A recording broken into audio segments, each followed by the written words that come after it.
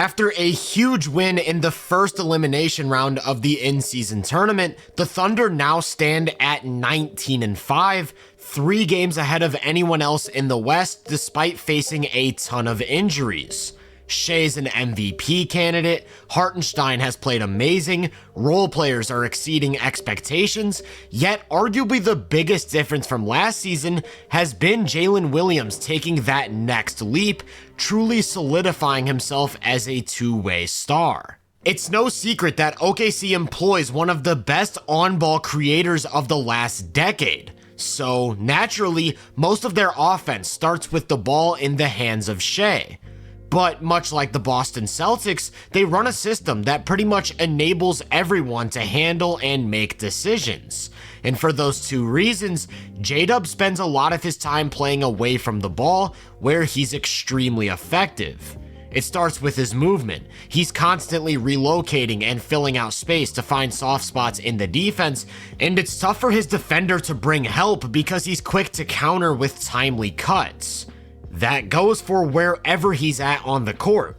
Sometimes he's in the dunker spot, and not only is he really good at positioning himself for easy passing angles, he can get up and finish like a big. So he's actually really dangerous when he's operating along the baseline. If he catches the ball further out, he's great at using a power dribble to create an opportunity at the rim, and when you pair the finishing with the timely movement, it essentially allows him to further collapse the defense after Shea creates the initial advantage, where he's also a skilled enough playmaker to make the extra pass and connect the offense. With all of that said though, when J-Dub's playing without the ball, more times than not, you're going to see him spotting up on the wing.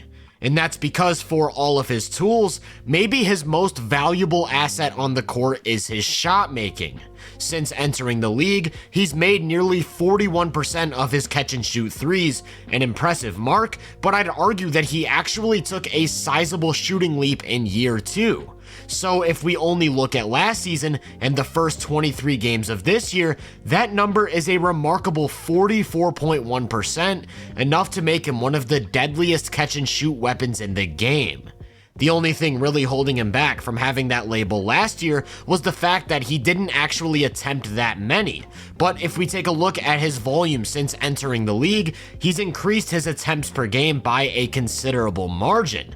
And when you have a guy who's confident shooting 3 or 4 of these while making them at the clip that he has been, the defense is forced to react in a major way, which is what then opens up his game off the catch. Like I said earlier, he's a skilled playmaker. He's great at reading the defense, is always looking to move the ball, so he adds value by just simply making the extra swing pass and connecting the offense. But when I talk about his game off the catch, what I'm primarily referring to is the way he's able to just completely destroy closeouts as a slasher, completely breaking down defenses. Not only is he really decisive, he knows exactly which angles to attack. This time 2 defenders close out to him, one on his right hip and another on his left, and he immediately reacts by splitting both defenders on a drive, then takes off vertically to draw the rim protector before dropping it off for easy points.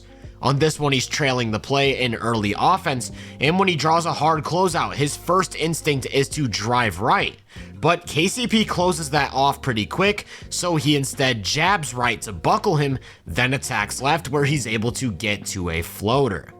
Going back to what I said about him spotting up on the wing, the way OKC likes to set up their offense is to have him one pass away from Shea. That way, if the defense brings extra help by loading up at the nail, all Shea has to do is make a basic pass to the wing, and now J-Dub's in a position where he can shoot or drive, just torching defenses as a second side attacker. As a result, those two coexist at an incredibly high level, which is certainly reflected in the numbers. In nearly 1,900 minutes together over the last 2 seasons, they've produced an offensive rating of 122.3, and in any lineup OKC puts out on the floor, it's clear that this duo is the common denominator. If you take their best big, Chet, out of the equation, they've been at 122.7.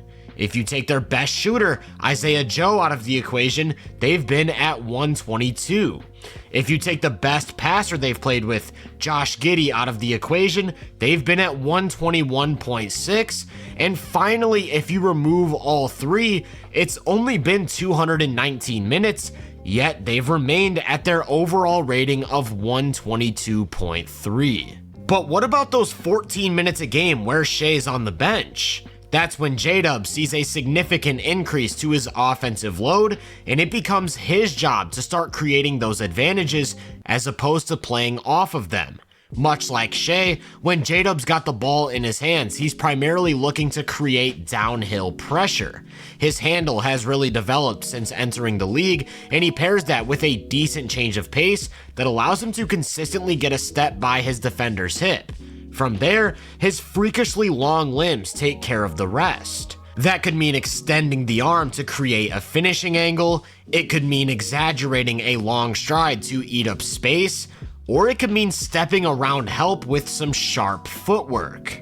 Because his length gives him access to all of these unique finishing opportunities, he's able to get up a decent amount of shots around the rim, even if there isn't a huge advantage. Then, thanks to a combination of decent vertical pop, lots of strength, incredible body control, and soft touch, he's able to convert at a high level whenever he gets there. As a result, he does put a decent amount of pressure on defenses as a driver. And like I said, he's got the playmaking chops to counter help, so he's able to create good offense for the guys around him. Much like Shai, you'll sometimes see defenses load up with early nail help to prevent J-Dub from touching the paint, and then it's usually Isaiah Joe who spotted up one pass away, a pretty good shooter himself. Maybe my favorite part of J-Dub's game as an attacker, though, is the different ways in which he can counter in the event that his defender is able to stay in front of his initial drive. He's not a very explosive athlete on the floor, so it's not uncommon to see plays like this where his lane gets cut off completely. That's where the length plays a huge factor, giving him access to moves like this.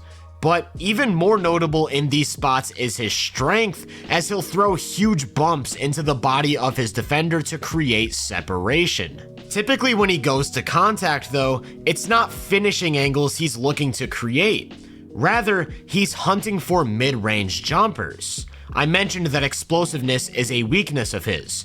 Well, the ability to stop on a dime is one of his biggest strengths, which when paired with these bumps, gives him unlimited access to these shots.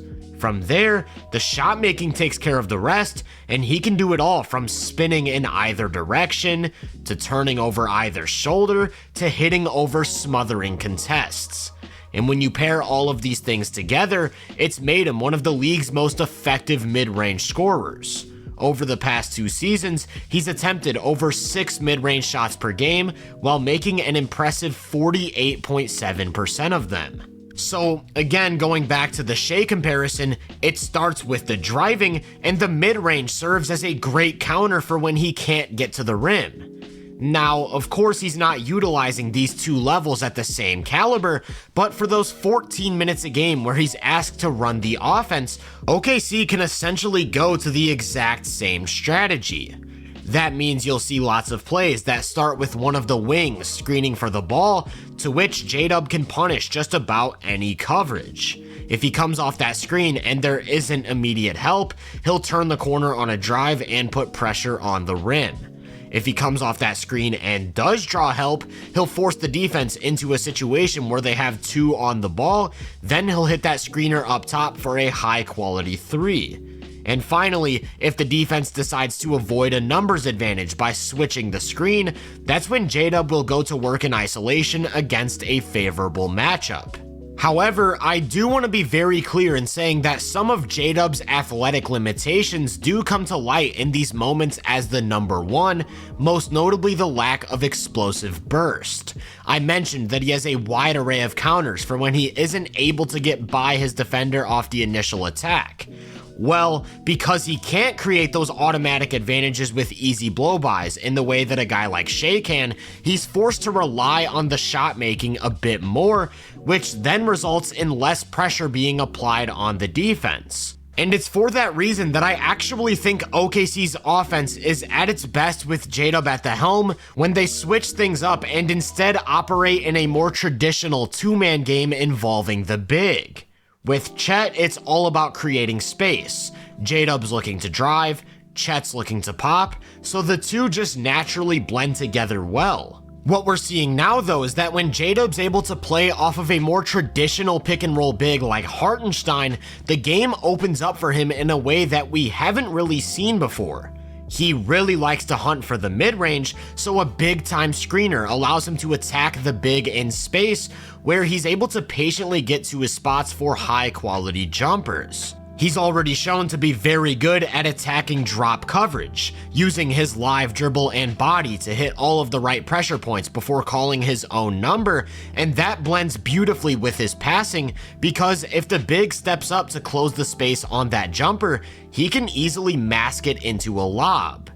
Of course, if the big steps up, then the low man comes over early to take away the lob. He's capable of skipping it to the opposite corner, creating a quality look for a shooter, but even if he doesn't see that pass right away, like here when Isaiah Joe frees up on the wing, he's patient, can shovel it to iHeart in the middle, so the team does still gain an advantage. Another thing he's been working on adding to his game consistently is off the dribble 3-point shooting so that he has a go-to in the event he's met with deep drop or if his defender tries going under the screen. But actually most of these actions start with him playing off the ball as iHeart sets up dribble handoffs. And just like that, we're back to square one with the high level movement and interior finishing off of cuts.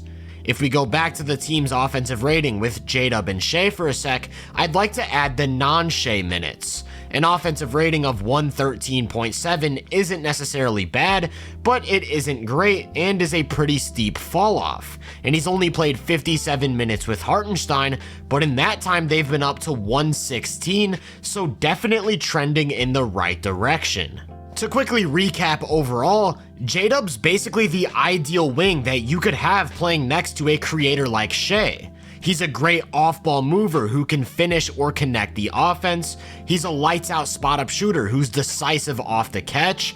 He's got enough of an on-ball game to keep the offense afloat when he has to play the role of a number one, and they've even looked pretty good when he's got a traditional big alongside him. We're talking about a guy who's close to an all-star level just on offense alone, and the craziest part is that it's the other side of the ball that's actually been most intriguing. J-Dub's one of those really unique defensive chess pieces who can pretty much be used in every role imaginable. He stands 6'5", but has a freakish 7'2" wingspan that, when paired with his vertical pop, allows him to protect the rim better than most wings.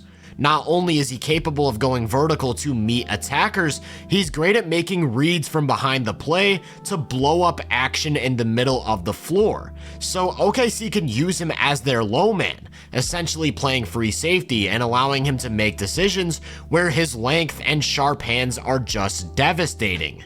Speaking of length and hands, those also make a huge difference whenever he's defending at the nail. He's not the type of guy you want to try and sneak a drive past. That's also partly what makes him so effective on the ball.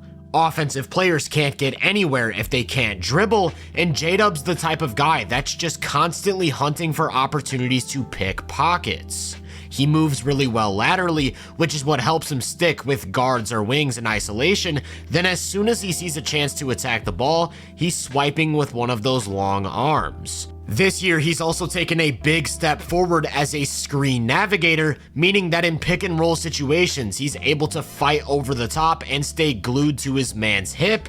And then there's also that strength I talked about. In the event that he cuts off a drive, then the offensive player tries to initiate contact, he'll absorb that bump and hold his ground. That strength also gives him some serious switchability. I talked about guards and wings. He can also match up with more powerful forwards with the length to contest any shots over the top. When defending in space though, I would say he's more prone to blow-bys than you'd like from a primary wing defender. However, not only do those hands allow him to consistently recover, In the event that he does get left in the dust, he's either got Chet or Hartenstein behind him to protect the rim. Well, not always, because if you remember, there was a 5-game stretch this season where neither of those two guys were available, and instead of scrambling to sign a big, they just simply moved 6'5" J-Dub to the 5, and not only did he hold his own, they continued to look like one of the league's best defenses. Of course, it goes without saying that these lineups seriously lacked size. J-Dub physically can't really match up with 5s inside the paint, so whenever offenses were able to get the ball to their big close to the basket, there really wasn't much he could do to stop them from scoring. That meant the goal was to simply not let them touch the ball in the paint. He had to put in work, aggressively fronting entry passes, jumping lanes, and just making things tougher. Another way offenses like to exploit small ball, though, is by sitting their big in the dunker spot and exploiting the lack of a true rim protector by attacking downhill. Except, J-Dub looked like a true rim protector. I'm not just talking about the occasional vertical contest either. He was legitimately great at making reads to put himself in the right spot, not biting on up fakes, and overall controlling the paint. This play against the Pelicans really captures that. He starts on the weak side block, cheats over a little bit as the offense gets into some action, then fully commits to send away a threat at the rim. That's not all though, because they get it back for a second chance, only for J-Dub to once again shut that off. So if offenses had trouble exploiting OKC's lack of size through either deep post touches or downhill rim attacks, the next option would be to run a more traditional setup, forcing J-Dub to defend screening action. Except, that's when the Thunder would just simply switch every single action to prevent an advantage, as they basically have 5 guys with the exact same build who can all defend multiple positions. Simply put, offenses couldn't really create advantages. They had the speed, length, and versatility to cover just about every inch of the floor, and it all sort of revolved around J-Dub in the middle. Then it became even harder for a lot of these teams to even run their usual offense because these OKC lineups were filled with guys who could force turnovers. Since we're talking about J-Dub, we can start with the fact that he's second in the NBA at over 2 steals a game. He's also 11th in deflections at over 3 a game. What's crazy though is that he doesn't lead the Thunder. Actually, he isn't even second in deflections. Caruso's 5th in the NBA, Cason Wallace is 8th, then Lou Dort's 23rd, Shea also makes the top 40, so when you look at it from a team standpoint, they're total outliers, ranking 1st in deflections, 1st in opponent turnovers, 1st in points off of turnovers, and all of that is reflected in the team's overall defense. Despite not playing a single game with their full lineup, they have the best defensive rating in the league by a landslide, allowing less than 105 points per 100 possessions. With a league average of 113.9, that means they are 9 points ahead. Throughout all of NBA history, no team has ever finished a season 9 points ahead of the league average defensive rating. So, statistically speaking, these OKC Thunder through 23 games have been the best defense ever. And to bring it back to what we're talking about in this video, J-Dub's been one of the most important pieces. The way he can defend both on and off the ball, the way he can play seemingly every position, I wouldn't be at all surprised if he's getting all defensive shouts by the end of the season. That type of defense to go along with near all-star caliber offense is enough to solidify Jalen Williams as a legitimate two-way star in just his 3rd season. If you enjoyed this breakdown, make sure to drop a like, subscribe, and turn my post notifications on to be first on more content. If you're interested in my more in-depth research, make sure to check out the Hoop Venue podcast and my social media profiles. You can find those links in the description. Feel free to let me know down in the comments what you think of J-Dub. As always, I hope you all have a great day, and I'll catch you guys in the next one.